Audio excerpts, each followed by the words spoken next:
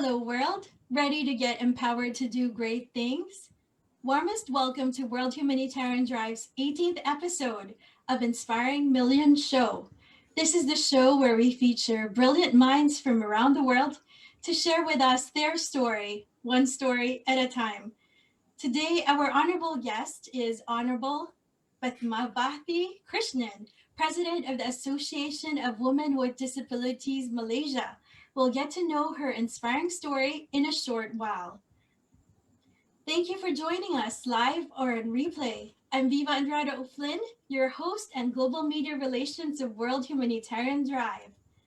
World Humanitarian Drive, also known as WHD, is an international NGO founded in Croydon, UK by British Indian global peace activist, entrepreneur, writer Dr. Abdul Basit Saeed. The primary vision of WHD is to promote peace, education, and trade harmony initiatives globally among everyone across the world, regardless of race, gender, religion, or nationality, living as one family. This Inspiring Millions show is our show too. Therefore, we encourage you to please engage with us. Help us spread inspiration by sharing this link. Put your questions that you would like to ask our honorable guest, Bathmavathi Krishnan of Malaysia, or comments that you have for us in the chat box. We will read them later on in the show. Let us also know where you are watching this. Wherever you are in the world, let us keep you company and brighten your day as we share peace, love, and inspiration. It's the month of June. June is Pride Month for us to celebrate the freedom to be ourselves, to shine our colors and be proud of who we are. We're on the first week of June, and it's Volunteers Week, when we give thanks to the extraordinary contributions of ordinary people in our communities, those who do great things and make a difference in our lives. Today is the 4th of June. It's Audacity to Hope Day. This day is for everyone who hopes, strives, and works towards what seems impossible. In this episode, our virtual stage takes us to Malaysia, truly Asia, a multi-ethnic and multicultural country in Southeast Asia, where our featured guest has the audacity to hope, inspires and empowers the world with her contributions as an advocate and champion of the disabled community. Honorable Bathmavathi Krishnan is the president of Association of Women with Disabilities Malaysia and director on board of directors, Social Security Organization Malaysia, SOCSO Rehabilitation Center. She was the senator at Upper House Parliament of Malaysia from 2013 till 2019. She is a paraplegic for the last 45 years since 1975 after spinal cord injury paralyzed her from the waist down. She worked as a librarian at University of Malaya Library from 1979 to 2004. She graduated her Bachelor of Arts from University of Malaya in 1978 and Masters in Library Studies at Loughborough University in the UK in 1983.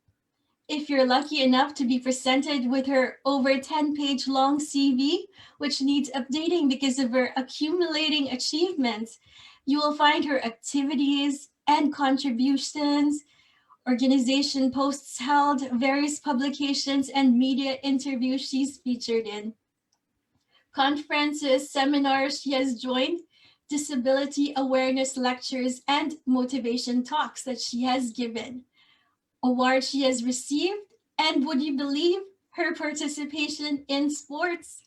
Honorable Krishnan has won several table tennis tournaments, including gold medals in the Women's Singles Open event and class event in table tennis at Malaysian Paralympiad in 2010. Dubbed as the Wonder Woman, it's remarkable how she turned her disability into multiple abilities, inspiring the world. Let us all welcome Honorable Bathmavathi Krishnan. Thank you very much, Viva. I would like to say thanks to the the WHD for inviting me to speak today. All right. You have told something about myself. Okay, I can give you a bit more. I met with an accident in the year 1975, 21st of October, in the Residential College of the University of Malaya. And the accident happened when a small bus that used to come and take us students to the faculties. And on that particular day, the driver lost control of his little bus and he rammed into us. And I had fallen down and I had broken my spine. And some of my friends took me out. And in fact, there were 8 people who were injured on that day. And some of them took those who were injured to the hospital. And among them, I was the one worst hit because my spinal cord was injured. And there, I had to spend I was operated upon the very same day. And I was in the ICU, intensive care unit, for 5 days. And because during the accident, my ribs were also fractured, and that had been pressing on my lungs. So I had breathing difficulty, and I was on a ventilator as well. And after 5 days, then I was transferred to the open ward, where I was there for 8 months. And 8 months was really terrible time that I went through, in the sense that I had to come to terms with my new condition. I lost the use of my legs, and I had to make use of whatever was available, the upper part of the body, to strengthen and do physiotherapy regularly. And for a person who was very active in sports before the accident, this was a terrible blow to me. But if you want me, would you want to know more about what happened before my accident? What activities I was involved in? Yes, Honorable. Right. Okay. When I was in school itself, in primary school itself, I started with netball, and then when I went to secondary school, ping pong, badminton, and then athletics as well. I was a high jumper. I took part in the state meet, and then I went to play hockey. For hockey, I represented the state of Kedah in the Malaysian, school sports meet, MSSM. And for 2 years, 1969 and 1971, I represented. And then when I went to, later on, I took up tennis, and I also won a novice award in Kedah State. Then when I came to university in the year 1974, I played tennis and hockey for the university. And the October 21, I mentioned, it was in the middle of our intervarsity games for tennis. Can you imagine? I didn't complete my tennis games. So that was what happened, for an active person, for an athletic person to suddenly lose the use of the legs, a great change. And when the doctors and the nurses, sometimes come and tell me, oh, you can still make use of your arms, you can strengthen your arms. And I used to think to myself, you're on your feet and you're telling me this. You don't know how a person who has got this injury can react. And I had a very good physiotherapist as well, Miss Leong.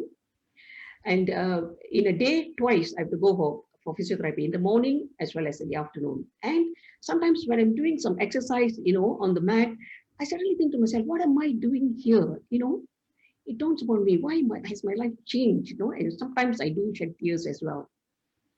Then there was once when I was still in the ward, my family, my friends all came to visit me and all that, and especially my close family, my siblings and my mother, came to visit me. I had to put up a brave front to say that I can take it. But when usually when the visitors go away, night is when, me with my new self, and that is when a lot of tears, were shed. And, I had to take painkillers as well, because I had a spine which was fused, which was supported with metal plates and screws. So then I managed to go on. And one particular day, in fact, twice, there were 2 women who came to visit me. They were on a wheelchair. The late Catherine Chong, who came to visit me, and also Saria, the late Saria, came to visit me. And that had an impact on me. I was thinking to myself, if Saria met an accident in Switzerland when she was 18 years old. So I thought to myself, if she can carry on and then dress up well and then carry on life, and even Catherine Chong. So then I thought to myself, oh, there is hope. There is hope. I can move forward. So that is when I started to strengthen my arms and all that.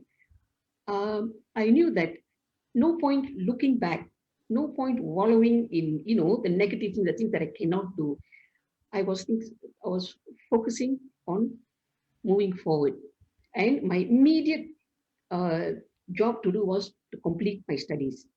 Then only I would think of job, and other events.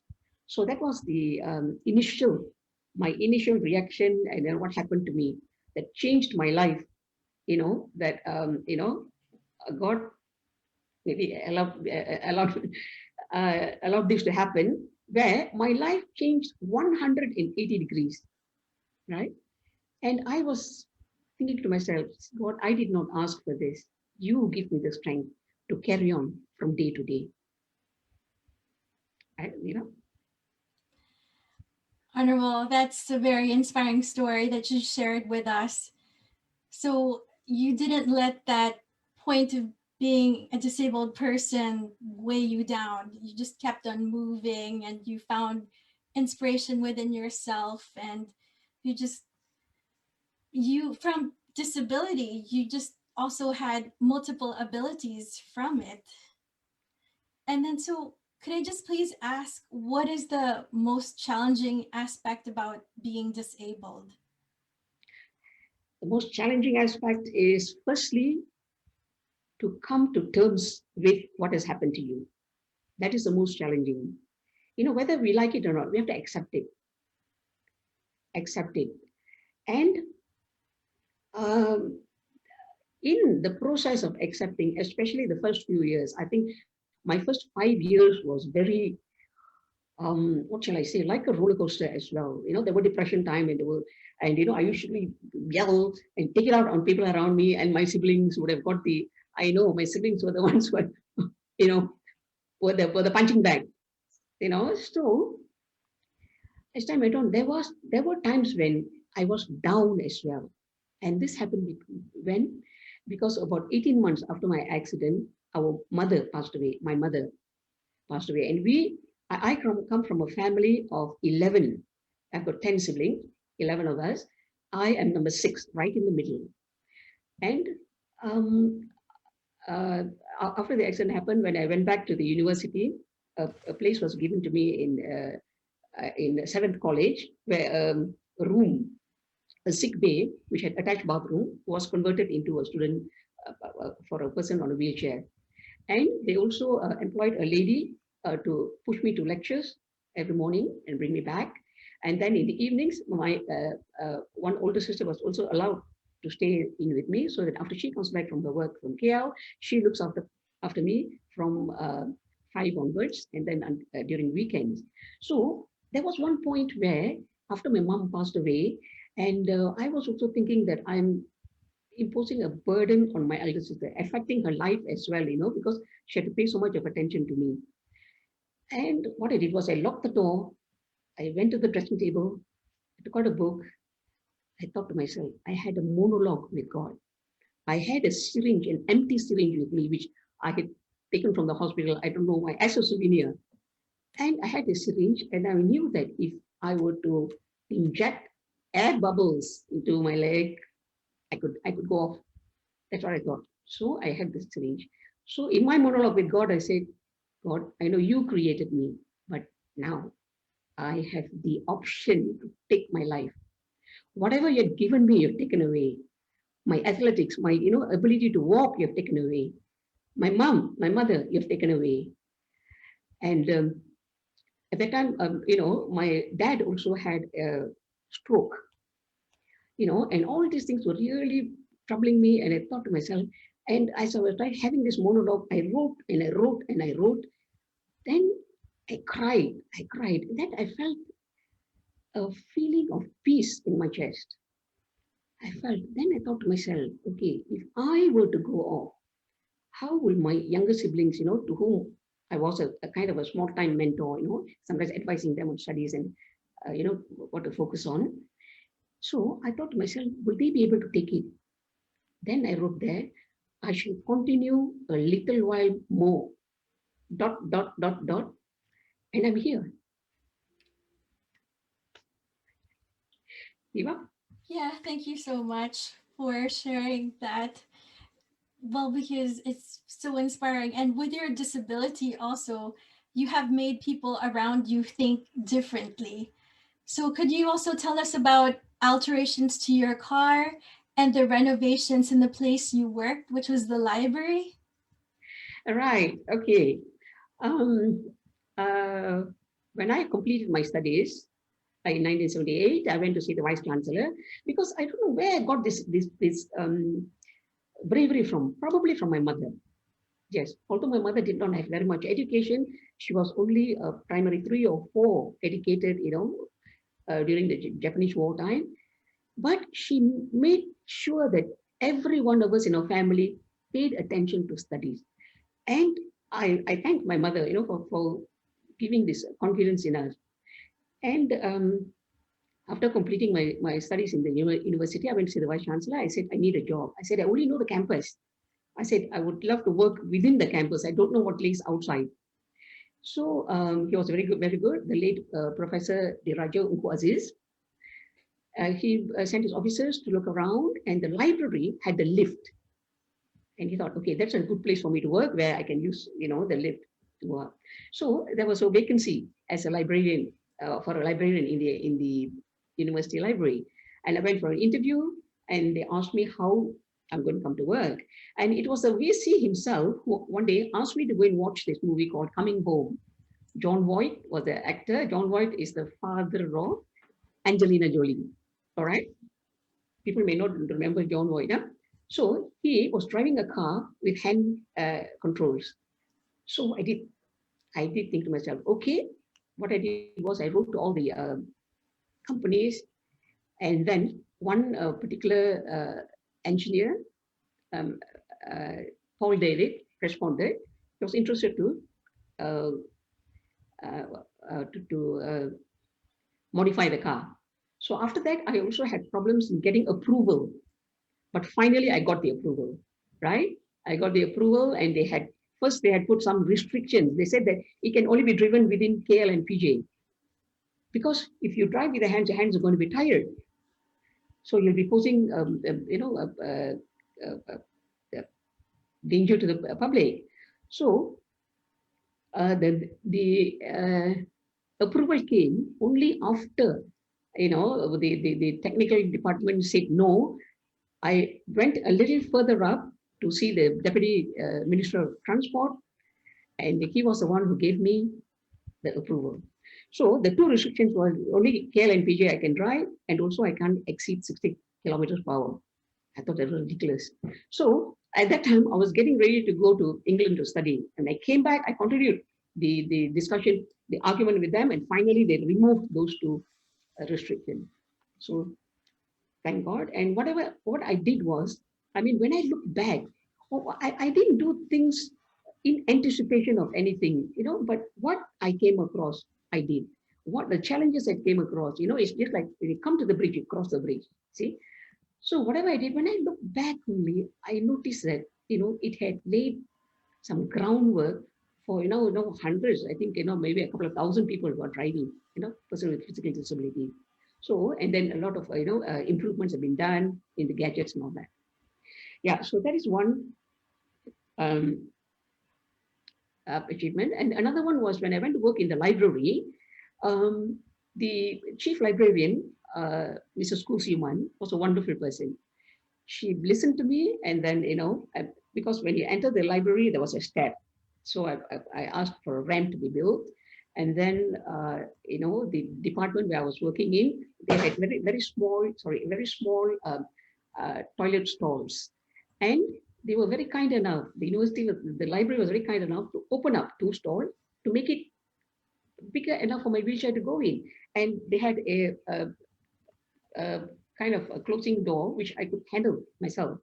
So that was it. And there was one level where I could not go up because it's a mezzanine floor. And the late Mr. Gopal, our head of department, ordered a stair lift, which is still in the library today. That was installed in about 1983. Yeah, so these are the things which I think, at that time, in the year 1979, we did not have the building bylaws, the uniform building bylaws that only came in 1990, right? So it is the practical suggestions that I gave, and the recipient, the chief librarian, at the university, the, Pejabat Harta Benda, the department, I mean, the section that, does renovation and all that, they were very willing to provide the reasonable accommodation and to provide the accessibility. So looking back, these are the things which could call achievement, but at that time, it just came as a natural process for me. Yeah? Yes, if people didn't accommodate to your needs, then they wouldn't have those innovations at that time, and you wouldn't have thrived to be the person that you are today. So thank you also to them. And Mhm. then, so you're also a former senator of Parliament of Malaysia. Yes, How would you empower others to do great things? right. As a senator, I was able to get a platform to bring up all the issues that I was bringing up as an activist in various NGOs, right? And I was thankful for the government and the, His Royal Highness the Agong, the King, for appointing me as a senator. I come from a minority racial group of Indians in this country, and being a woman, and in fact, I was the second senator to be appointed. The first senator was the late Ismail Saleh, who passed away. He was a blind economist. Yeah, and he was appointed in the year 2007, and he passed on in 2009. From 2009 to 2013, there was no senator, and I was appointed in 2013. So there, I was able to know, although I came from, as a government servant, it is not that I was anti-government. No, I asked for all the provisions which they are supposed to provide. There have been policies, there have been, a lot of circulars and a lot of initiative moves by the government to provide for persons with disabilities, but some of them, most of them were not really receiving it. It's not only just cash handout like the allowance, disabled workers allowance, accessibility and all that, but there are so many other issues as well, a right to education, and then the different types of disabilities to be acknowledged and to be recognized. And especially, we notice that a lot of things happen in urban areas, and those who are very familiar with information, they know where and how to get it, from the government. But what about those who are illiterate, who cannot read, where there's a gap in the process of the information reaching them? So these are the areas, which is so important, which I brought up in the parliament, and I did say that the members of parliament which have been elected in the 222 constituencies ought to take this into their account. They ought to know the needs of their constituents. Their constituents not only all everybody people, typical persons, they're also elderly persons, they're also children, they're also vulnerable groups, disabled persons as well, and the elderly. So each one will have various needs, and it's up to them and the state assembly person that we call here Ahli Dewan Undangan Negeri. They also need to keep in touch. And what comes to the next level is the local authorities. The local authorities are those closest to the residents. And the local authorities also have had to give, to play their part in making sure that everybody come up together and everybody's needs are taken into account, be it accessibility, be it transportation, be it education, be it health services, sports facilities. Yeah, so these are the things that I brought up in the parliament. And I was also not, afraid to ask and to really fight for it. Yeah, because we need not fear the government. We are not asking for the moon. We're just asking for what is right to us as citizens of this country. So I had a wonderful experience in the last 6 years, in bringing all these issues. And also, after I finished, I completed my senatorship, it is still there. It is still there in me. And I'm still continuing doing disability work. And a lot of people, there is a group called Harapan OKU, and we've got about 100 people in this WhatsApp group, and always contribute, a lot of my ideas, and, a lot of discussion goes on. Yeah. Honorable So, Krishnan, so you were dubbed as the Wonder Woman for all your humanitarian efforts. Why do you do the things that you do? What motivates you? what motivates me? It is not that there is no mentor telling me what to do. I started doing my work as an orphan. My mom passed away in 1977. I told you, 18 months after my accident. In 1978, my dad passed away. So we were only siblings together. Yeah, and a lot of them, and because I started reading up and finding out more about the disability, it was my curiosity. I don't know, my curiosity to not only to get knowledge, to know what is happening around. And just to let you know, I started reading the newspapers at age 11, from age 11 onwards, because at that time we were in the railway quarters in Alostar. My eldest brother used to come back for lunch. He used to bring the New Straits Times. That time it was called, the New Straits, the Straits Times, yeah. So I used to read from front page right up to the end page. And that is a habit which I have until now, until today. Every day, when I get up, it is I used to, go through all the online, using the handphone, all the online information, what's happening to the world. We must keep a tab on what's happening to our community, to our country. And for me, it comes naturally. I don't know. You could say curiosity, or and it is not that I do things that I do in order to get a reward or to get acknowledged or what. It's something which I give with my heart. It's like a duty, just like only not very long ago in the Vedantas, the Hindu scriptures, I came across that in Hinduism we believe that a person is born into this world with a duty to perform. And only as you grow up, as you move along, you will know, you will realize, the duty to perform. So I'm not doing it for anybody. No, it is, doing something, and if there is achievement, the satisfaction, that is enough. That reward is enough for me. So what Musa, my late mother also was such a helpful woman, although we were, from just a middle income family, she had helped many other people, who needed help. And my grandmother on my father's side in Sri Lanka, in Jaffna, also did a lot to help people. So probably it's in my DNA. I don't know. Thank you for sharing your message. And this is really helping a lot of people too. So today is Audacity to Hope Day. How would you Oh, encourage others to find hope, especially in these times? right. In these times, okay, we now are looking at the pandemic era. Okay, we are in the midst of, 2020 was the year it started, and now the same page for the rest of the countries in the whole world. We are all on the same page. We are fighting how to eliminate this virus. Okay, and hope. Right.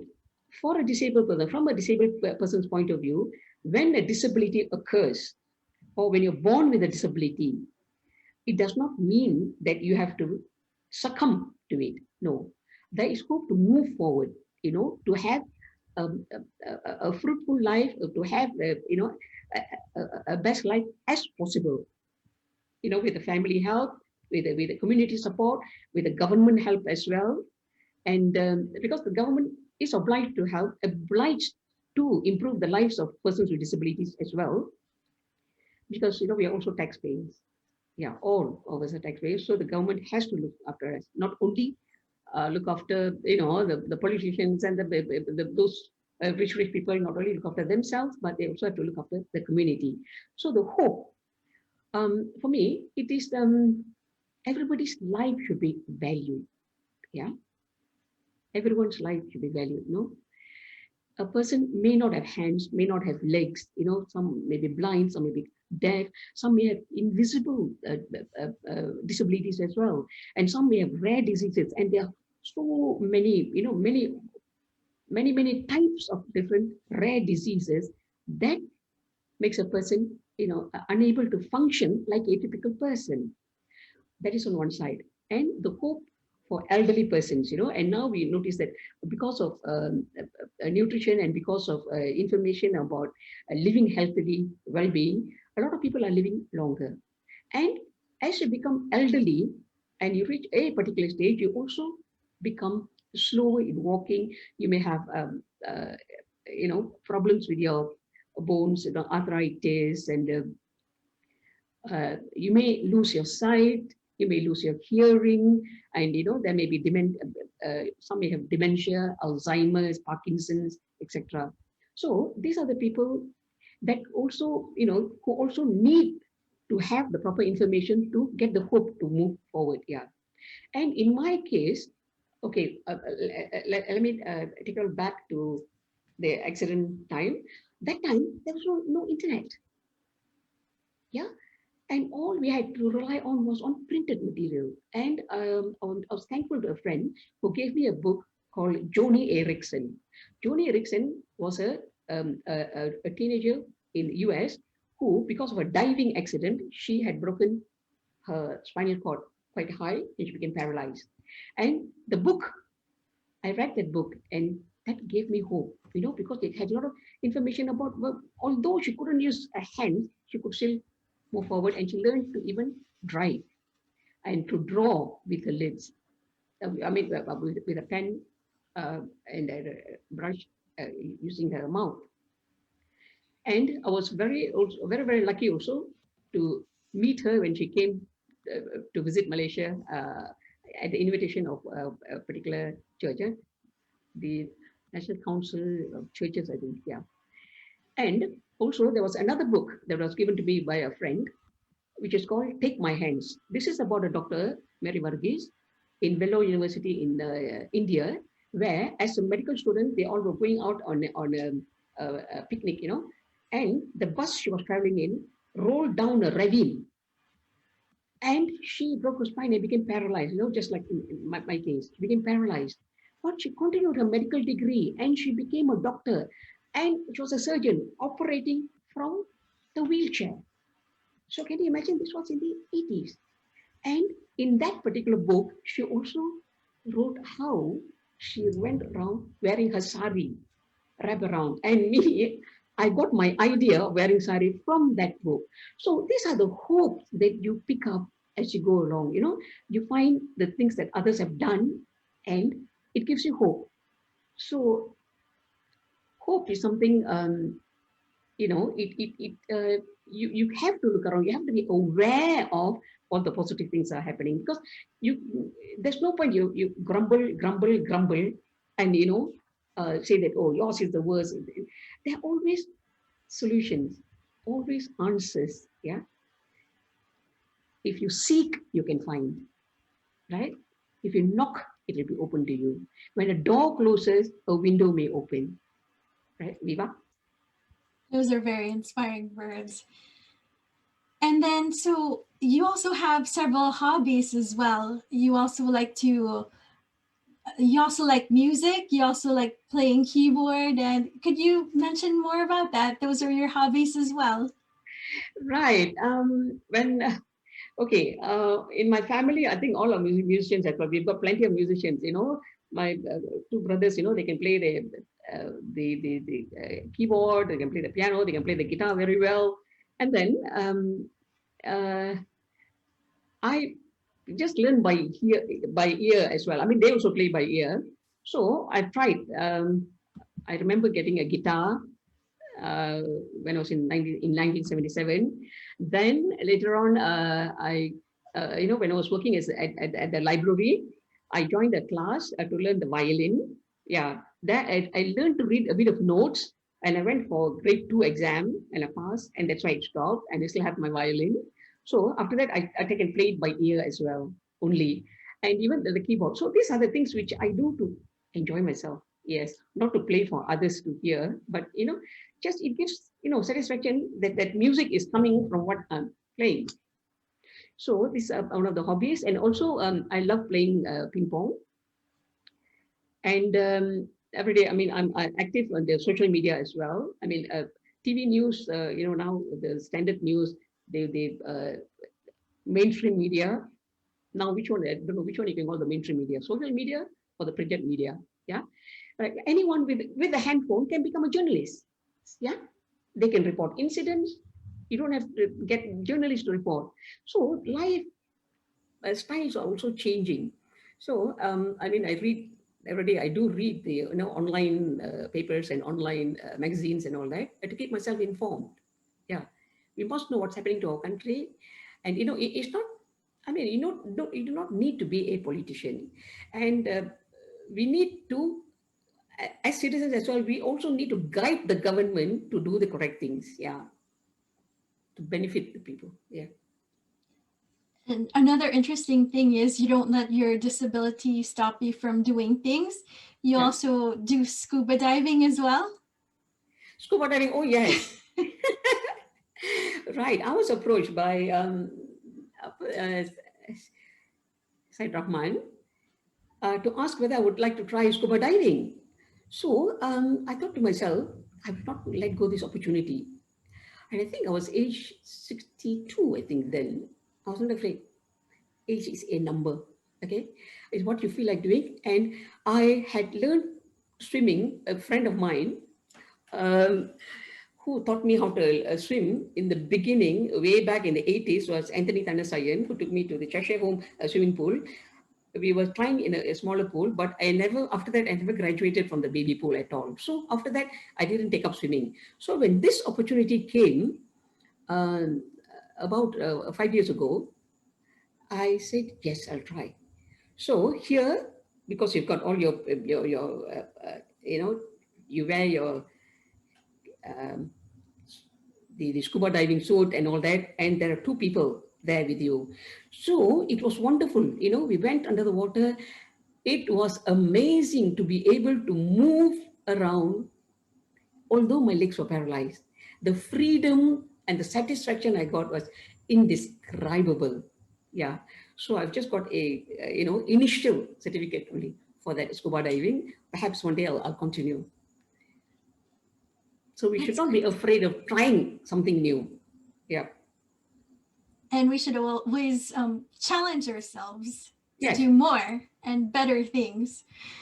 So you're the president of Association of Women with Disabilities Malaysia. Right. What are the causes closest to your heart? Because there's like this Me Too movement and other Me Too things. movement. All right, right. You're talking about only the Me Too movement, correct? Yeah, because in the past, in all these 45, 46 years, as a person with disabilities, I've been looking at both gender, women and men with disabilities, no? And perhaps now I need to focus more on women with disabilities, because when you look at all the organizations, a lot of them are always in the background.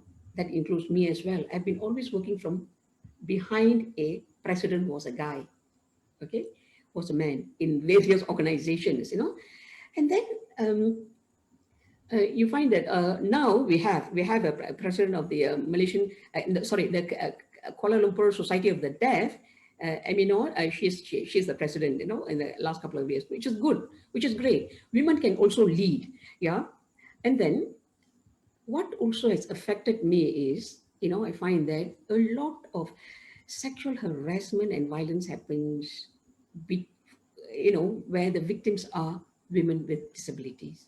And I really take my hat off to the Hollywood members.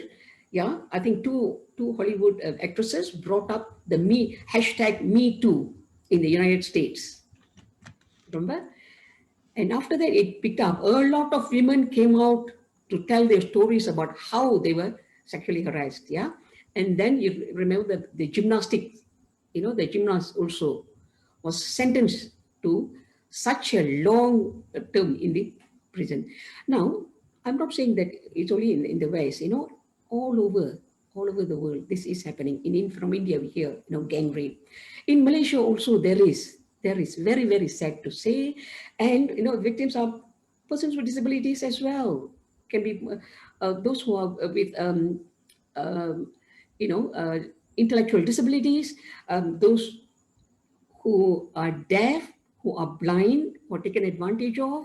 And now the police is giving some cooperation, but then again, not all of these happenings are reported.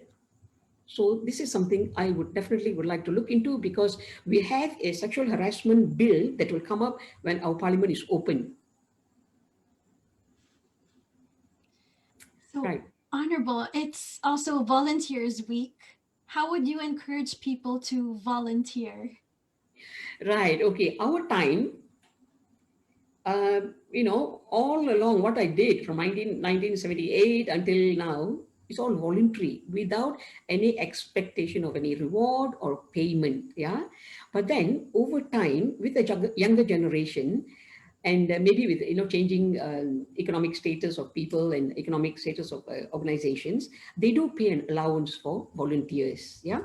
So these volunteers are very important. I mean, we need volunteers even in the vaccination program under the COVID move by the government. We are also looking for volunteers to come and help out.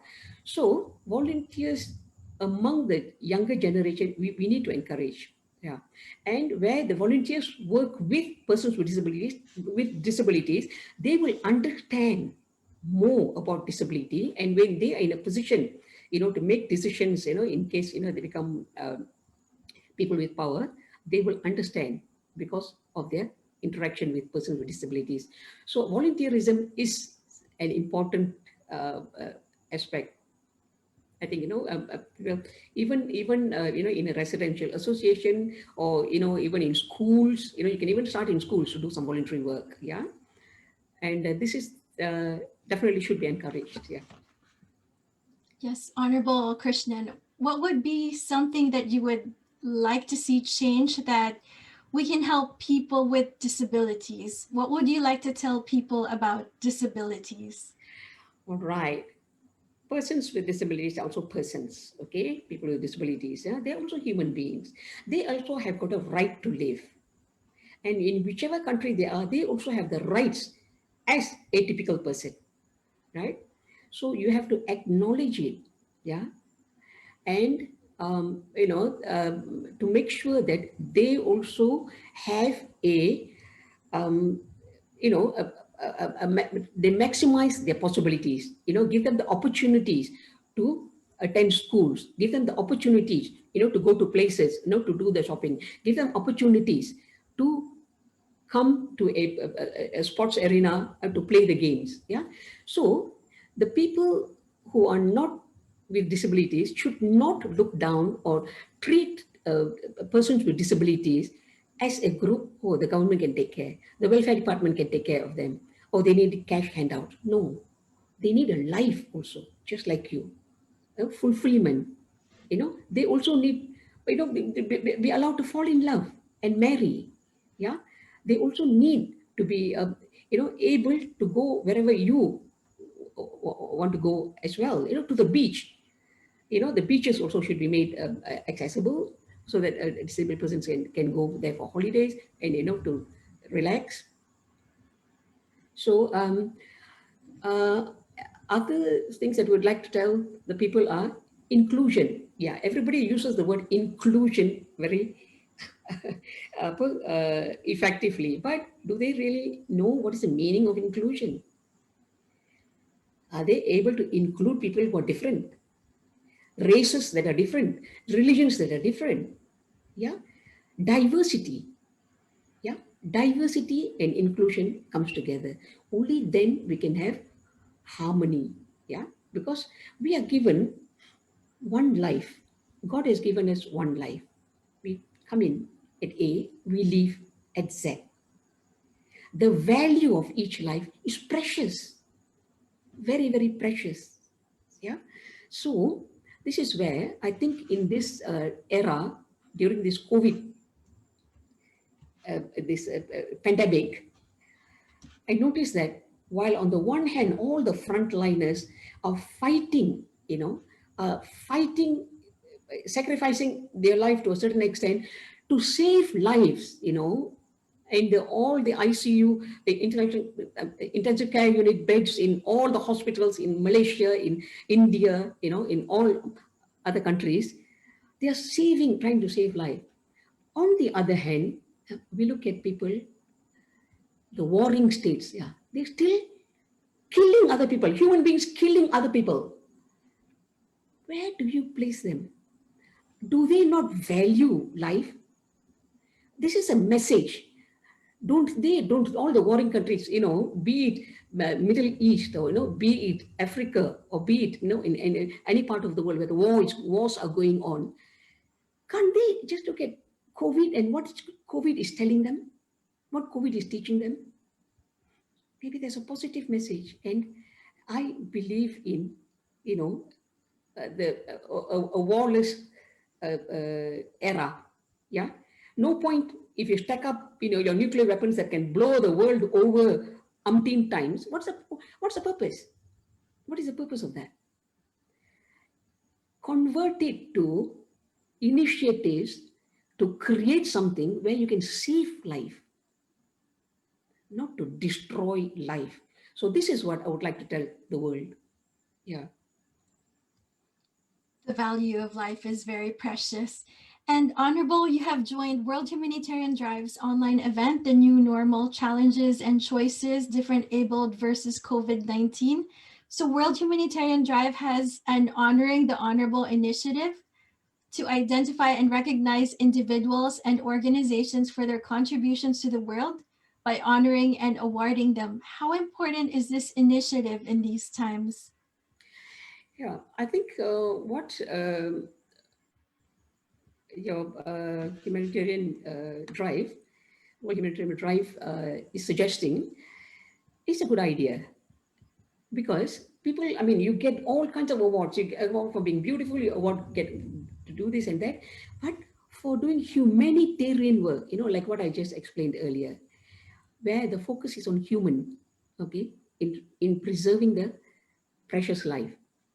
So what the award that you are suggesting to individuals as well as organizations who are doing well-being work, I think it is rightful that you whatever you plan to do to give the awards. Yeah.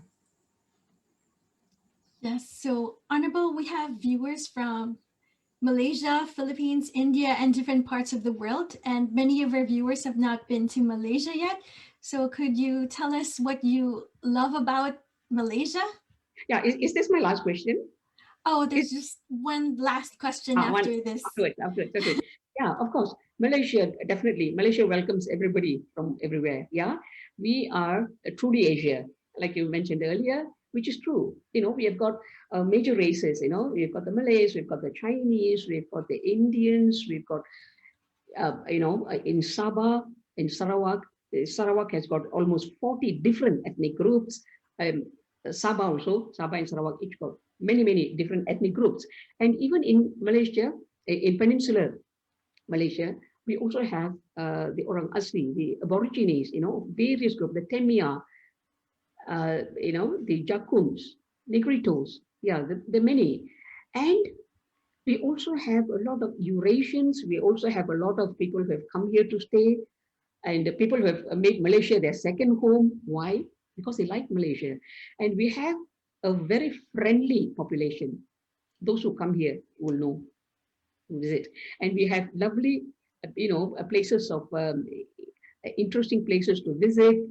Uh, and of course, islands, you can go into snorkeling, you can do scuba diving or snorkeling.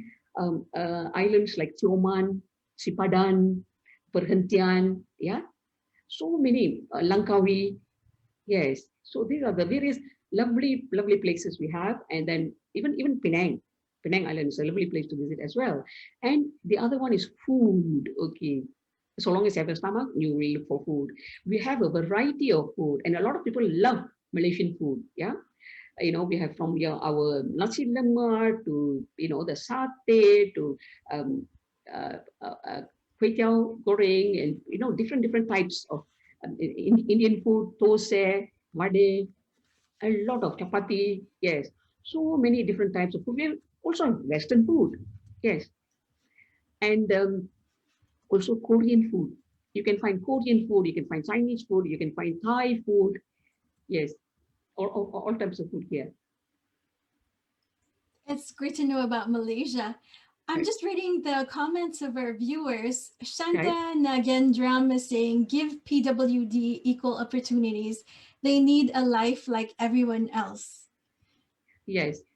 Yes, and then Wonderful. Yes. Padmantha, Thank you, Sudha. yeah, she's, well, somebody's saying it's an inspirational talk. You are certainly admirable, from Padmanthan Raman Nair.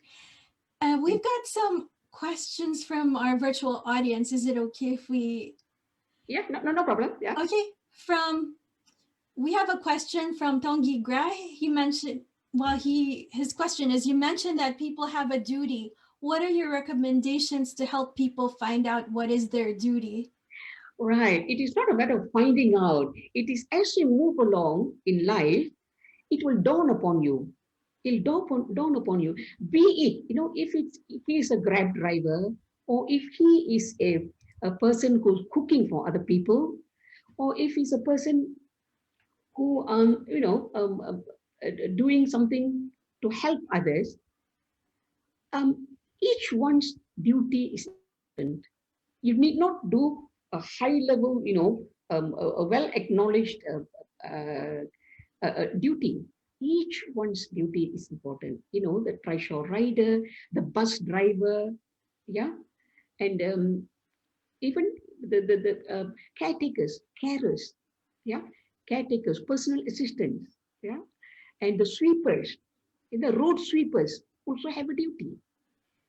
Everybody has a duty, no matter where along the line of life, along the line of education, employment they are. Everyone has a duty. Everyone has a duty. That's good. We have a question from Dr. Dorisami Govindsamy, and then his question is, there are many types of people with disabilities all around the world. Only a handful of them rose up from the ashes of hell, and you were one of them. Kindly highlight the process of your struggle between your physical disability and the strong mindset to achieve success as per your experience. Is it a question? Yeah, his question is if you could highlight the process of your struggle between your physical disability and the strong mindset to Yes, achieve success. So I guess it's all about the mindset yes, on yes. achieving success. Right. He can, if he wants to promote it or distribute it. Yeah. Yes. How about this one? This is our final question. Our Yeah. question is, what is your inspiring message to the world? All right. Firstly, I would like to thank the World Humanitarian Drive, who has, from what I read about you all, and I was introduced to WHD by Dr. Doraisamy, and after reading it, said, this is the humanitarian approach that I believe in, and I really would like to thank you all for having set it up, although it started about 10 years ago, and only in 2018, you all have formalized it. And I hope it grows wider and wider so that, we can have a bigger, a large population throughout the world looking at the well-being of human beings. Yeah, that is right. Yeah. Secondly, just to share about the COVID, I definitely need to hang on. Yeah, to say that the COVID. Uh, um, I would like to share one information about the COVID mask. Yeah, I was so pleased to read that The surgical mask was invented by a Malaysian doctor, a Teh Wu Lin. And he was from Penang. And then later he went to Perak to open a clinic. And can you imagine, 100 years later, this mask is so useful. And this is the pre, just like the surgical mask, now graduated to be the N95 mask, which is very effective. So I would like to say that it is a Malayan, at the time before we became Malaysia, in Malaysia, need to honor this person as well. And to the world, I would like to say, let us think of everybody's life as being precious. This goes to all, especially those who are out there trying to destroy lives of other people. Don't take it from them. Don't take lives away from people. Yeah, try to promote healthy living and try to understand and accept differences among various human beings. We all know that there are many, many different races in the world. We've got Aborigines, we've got people living in the jungle, we've got the Aztecs, we've got the people in, rural areas in Africa, in remote areas. We all of us have got two eyes, one nose, and the typical person. Yeah, we've got blood that goes through our veins, yeah, in arteries, yeah. And a person who is from one religion can contribute his blood to a person of another religion and make him live. What does that mean? We all have a common denominator, isn't it? So let us recognize that and work towards creating a real humanized world. That's all. Thank you. We're all one. Thank you so much, Honorable Bathmavathi Krishnan, for honoring us with your presence and sharing your inspiring story with the world. In honor of international recognition for your virtue in persistently serving and inspiring humanity with your noble deeds, World Humanitarian Drive would like to award you, Honorable Bathmavathi Krishnan, with Inspiring Humanitarian Award. Thank you. And it's signed by Dr. Abdul Basit Said, WHD Chairman. Thank you. And thank you so much. Thank you, Honorable Bathmavathi Krishnan, for all your humanitarian works. And here's to many more. And so congratulations, Terima kasih. Thank you for joining us here today. Honorable Bathmavathi Krishnan, former Senator at Upper House Parliament of Malaysia and President of Association of Women with Disabilities Malaysia.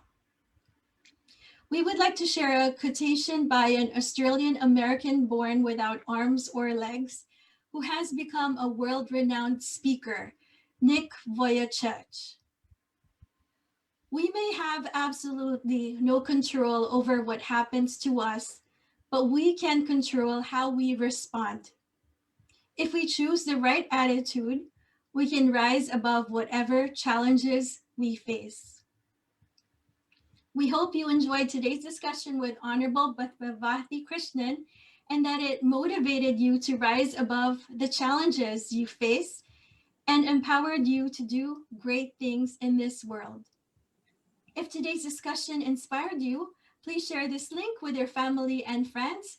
Also, do share with us your takeaways from today. Follow us on our social media accounts.